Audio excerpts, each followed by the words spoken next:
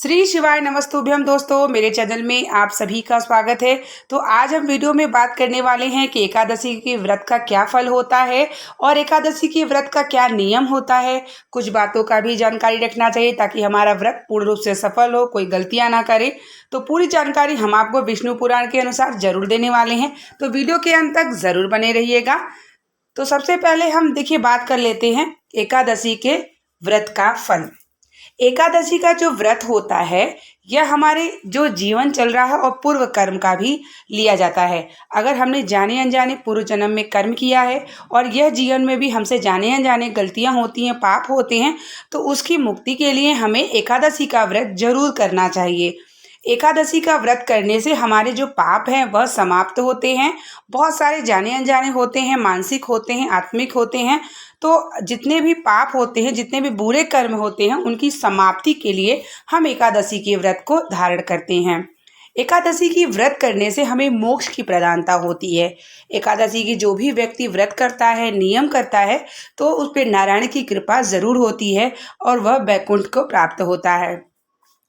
लेकिन एकादशी के जब और भी बहुत सारे लोग हैं जो लोग व्रत नहीं कर पाते हैं, क्योंकि कभी कभी कुछ लोग प्रदोष रहते हैं, कुछ लोग नहीं कर पाते हैं, कुछ लोग करते हैं। तो एकादशी अगर कभी कोई नहीं किया है और जैसे किसी एकादशी पे द्वादशी, त्रयोदशी और एकादशी तीनों अगर पड़ जाता है तो ये जान लीजिए कि आपको 1000 एकादशी व्रत का फल मिल जाता है। अगर कोई व्यक्ति किसी एक एकादशी भी अक्सर पढ़ता है कि किसी एकादशी पर द्वादशी भी पड़ जाता है, त्रयोदशी भी पड़ जाता है और एकादशी, तीनों तिथियां अगर पड़ जाती हैं विष्णु पुराण के अनुसार से, वो व्यक्ति अगर कभी भी एकादशी व्रत नहीं रहता और उस तिथि के एकादशी को व्रत रहता है जिसकी तीनों तिथियां एक साथ पड़ती हैं, तो उसे 1000 एकादशी की फल की प्राप्ति होती है। यहाँ तक कि किसी का भी व्यक्ति का अंतिम समय चल रहा हो और उसने एकादशी व्रत नहीं किया है और जो व्यक्ति एक ही एकादशी उस तिथि की है, तो वह अपने 5 एकादशी को भी दान कर सकता है, क्योंकि उसे 1000 एकादशी की फल की प्राप्ति होती है। और जो लोग हर एकादशी रहते हैं वह भी किसी को अपना दान कर सकते हैं। जो व्यक्ति एकादशी का व्रत नहीं हुआ है और उसका अंतिम समय चल रहा है, उसकी वैकुंठ, उसकी मोक्ष, उसके पापों को समाप्त के लिए आप उसे 5 एकादशी दान कर सकते हैं। इतना फल की प्राप्ति एकादशी की व्रत की होती है।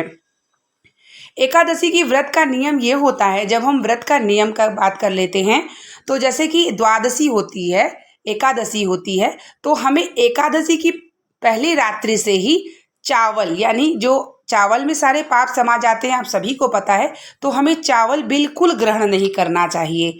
चावल के साथ साथ हम अगर अपने पापों को समाप्त करते हैं तो एक दिन पहले, यानी एकादशी की एक दिन पहले से आपको सात्विक भोजन, ब्रह्मचर्य का पालन और आपको भगवान का स्मरण, नारायण का स्मरण करना शुरू कर देना चाहिए।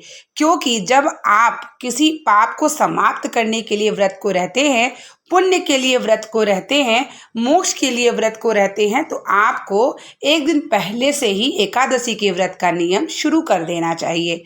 एक दिन पहले से व्रत का अगर आप नियम शुरू कर देते हैं तो आपको एकादशी की फल की प्राप्ति व्रत की पूर्ण रूप से होती है। मान लीजिए जो व्यक्ति व्रत नहीं रहते वो भी ये नियम कर सकते हैं, उन्हें भी फल की प्राप्ति होगी। एक दिन पहले यानी दशमी से ही आपको चावल अन्न ग्रहण बिल्कुल नहीं करना चाहिए। हो सके तो लहसुन प्याज का त्याग करना चाहिए और अपने स्मरण में भगवान चित्त का ध्यान करना चाहिए।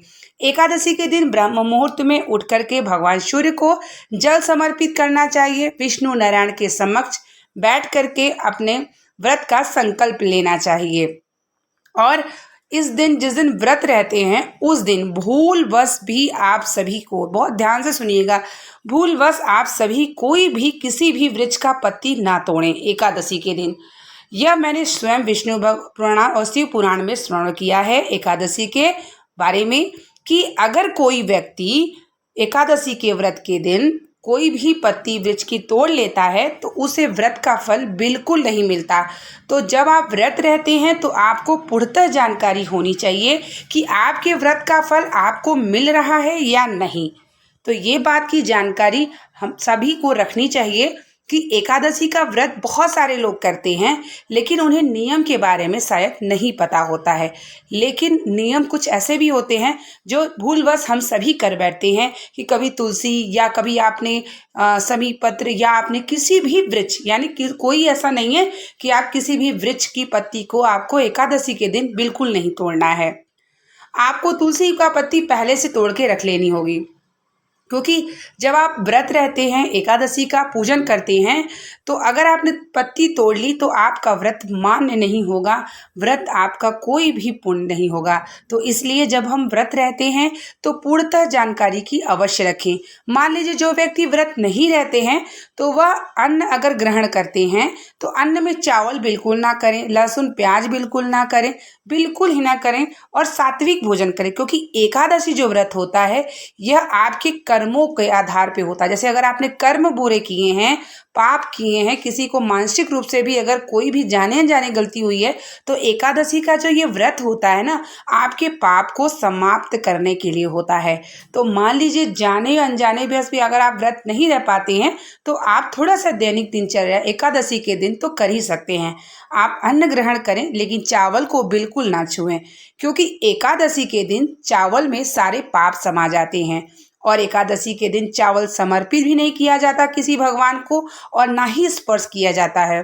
स्पर्श करने से भी आपको पाप लग जाता है, क्योंकि एकादशी के दिन पूरे चावल में पाप समा जाते हैं। तो इसलिए कुछ कुछ बातों को जरूर जानना चाहिए व्रत के दिन, कि हम व्रत करते हैं तो हमें व्रत का फल कैसे मिले और क्यों मिले, क्योंकि बहुत सारी चीज़ें होती है जो नहीं पता होती हमें, और ज़रूर हमें हर चीज़ों के बारे में, छोटी छोटी चीज़ों के बारे में ज़रूर जान लेना चाहिए। तो एकादशी का जब आप व्रत करते हैं तो अपने कृष्ण कन्हैया को पंचामृत स्नान जरूर कराएं, क्योंकि पंचामृत स्नान भगवान कृष्ण नारायण को अति प्रिय है। गौ माता को कुछ न कुछ एकादशी के दिन जरूर कराएं। और श्राद्ध पक्ष की एकादशी पड़ रही है 10 अक्टूबर को, जो कि इंदिरा एकादशी है। तो इस एकादशी पे आप अपने पितरों को भी तृप्त करा सकते हैं, पैकुंठ दे सकते हैं। मान लीजिए पितृ जो है आपके एकादशी व्रत नहीं रहे हैं, तो आप इस एकादशी पर गौ माता को जरूर से जरूर अपने पितरों के निमित्त एक रोटी जरूर खिलाएं, ताकि आपके पितृ जो है पूर्ण रूप से संतुष्ट हों। और क्योंकि इस समय पितृ कहीं ना कहीं आपके परिवारजनों में हैं, विचरण करते हैं।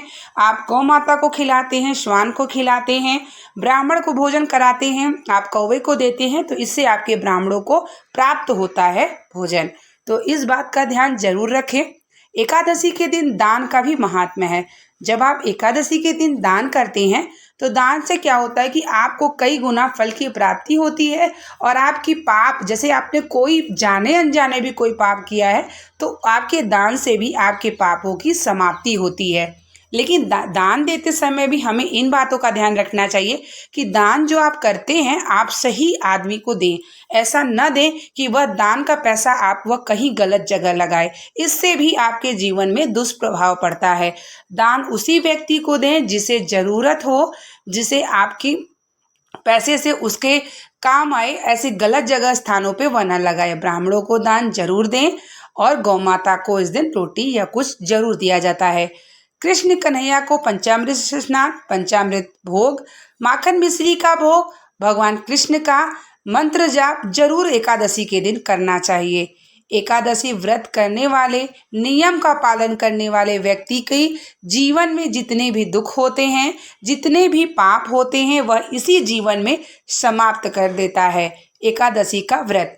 यहाँ तक कि वर्णन है कि अगर किसी की अंतिम समय चलता है तो आप उसे एकादशी का व्रत 5 दान कर सकते हैं। इससे उसके जीवन में भी जो भी मतलब कि उसने कर्म अच्छा नहीं किया है, तो आपका दिया हुआ जो दान है एकादशी का, आपकी दान से उसके जो अंतिम समय के बाद जब वह शरीर त्यागता है तो उसे भी वैकुंठ की प्राप्ति अवश्य होती है।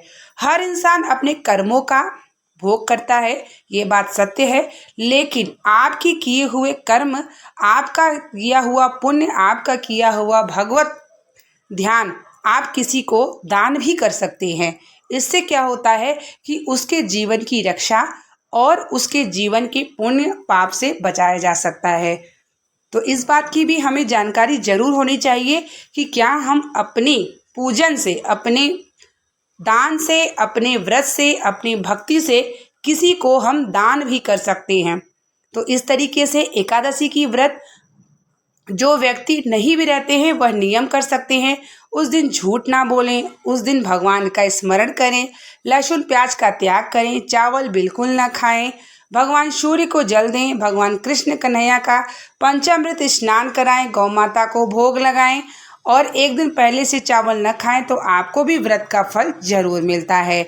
जिस भी तिथि को एकादशी, द्वादशी और त्रयोदशी पड़े उस व्रत को सभी को रहना चाहिए। उम्मीद करते हैं वीडियो पसंद आएगी। मिलते हैं होंगे नेक्स्ट वीडियो के साथ। तब तक नमस्तोभ्यम। श्रीमन नारायण श्रीमन नारायण। एकादशी का व्रत सभी का सफल हो, सभी का पुण्य हो।